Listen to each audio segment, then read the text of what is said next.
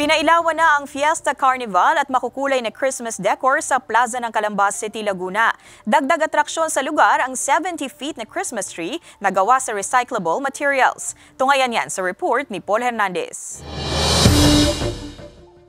Hitik sa mga sparkling outdoor Christmas installation ang Jose Rizal Plaza sa Calamba City sa Laguna sa pagbubukas ng kanilang Christmas display. May giant lanterns, tunnel of lights at Fiesta Carnival na pwedeng pasyalan ng mga bata at matatanda kung hanap ang chill at thrill rides. Aside from that, marami po ditong mga souvenir items at may mga maliliit din po na tiyangge sa loob.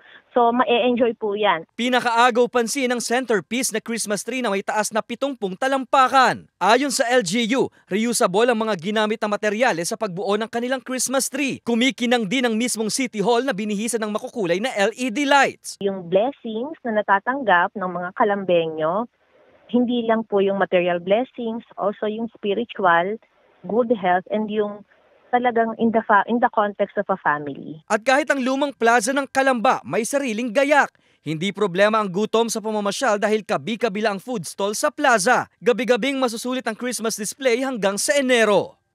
Paul Hernandez, Balitang Southern Tagalog.